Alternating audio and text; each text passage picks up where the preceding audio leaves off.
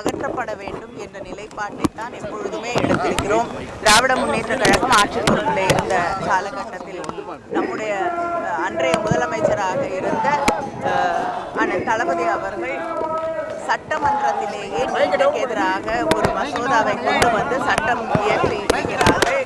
ஆனால் இன்னைக்கும் அப்போ முதல்ல கவர்னர் கையெழுத்து போட மறுத்தாங்க. இப்போ குடியரசுத் தலைவர்கிட்ட அது கையெழுத்து போடாமல் இன்றும் நிலுவையிலேயே இருக்கிறது. இதை எதிர்த்து உச்ச நீதிமன்றத்தையும் திராவிட முன்னேற்ற கழகம் நாடி இருக்கக்கூடிய நிலையிலே இன்னைக்கு நீட்டுக்கு எதிராக நீட்டில் இருக்கக்கூடிய பிரச்சனைகளுக்காக நாடு முழுவதும் இருக்கக்கூடிய மாணவர்கள் போராடி கொண்டிருக்கிறார்கள். ஜந்தர் மந்திரத்தில் இந்தியா முழுக்க இருக்கக்கூடிய பல்வேறு பகுதிகளில் இருந்து மாணவர்கள் அங்கே போராடி கொண்டிருக்கக்கூடிய சூழலில் அவங்களுக்கு எதிராக வன்முறை கட்டவிழ்க்கப்பட்டிருக்கிறது.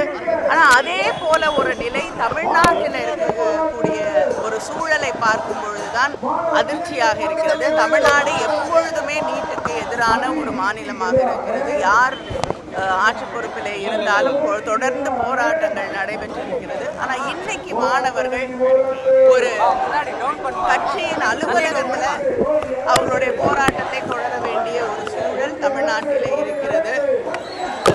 மற்ற இடங்களில் போராடிய மாணவர்களுக்கு எதிராக காவல்துறை கட்டவிழ்த்து விடப்பட்டது நாம் கண்கூடாக பார்த்தோம். ஏன் தமிழ்நாட்டில் இப்படிப்பட்ட ஒரு நிலைன்னு அமைச்சர்கள் சொல்றாங்க, அறவழியில போராட்டம் நடத்தினா அனுமதிக்க போறோம், அறவழியில நடத்துறது இல்லை, இவங்க சாலைகள் போராட்டம் நடத்தக்கூடிய இடம் இல்லைன்னு சொல்லி அமைச்சர் ராஜ்மோகன் சொல்றாரு. இது எப்படி பாக்குறீங்க? மாணவர்களுடைய போராட்டம் அறவழியில இங்க இருக்கக்கூடிய போராட்டமாக இருந்தாலும் அது டெல்லியில நடக்கிற போராட்டமாக இருந்தாலும் மாணவர்கள் அறவழியில தான் போராடி கொண்டிருக்கிறார்கள்.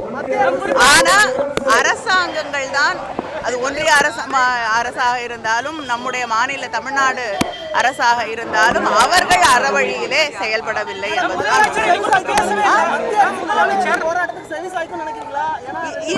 இல்லைங்க, இதுவரைக்கும் ஒன்றிய அரசாங்கம் மாணவர்களை அழைத்து பேச தயாராக இல்லை. நேற்று அவங்க சொன்ன இடத்துக்கு போய் அவங்கள சந்திச்சு பேசியிருக்காங்க. கிட்டத்தட்ட 2 அவங்க வைத்த 3 கோரிக்கைகளிலே 2 ஏற்றுக்கொண்டிருக்கிறார்கள். நிச்சயமாக மாணவர்கள் போராட்டம் 3வது கோரிக்கையும் அவங்கள ஏற்றுக்க வைக்கும் என்று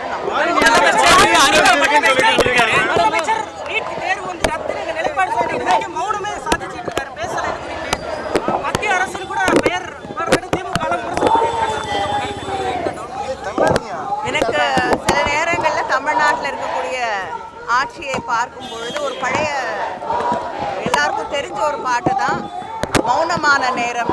இது ஒருவேளை தமிழ்நாட்டுக்கு மௌனமான நேரம்.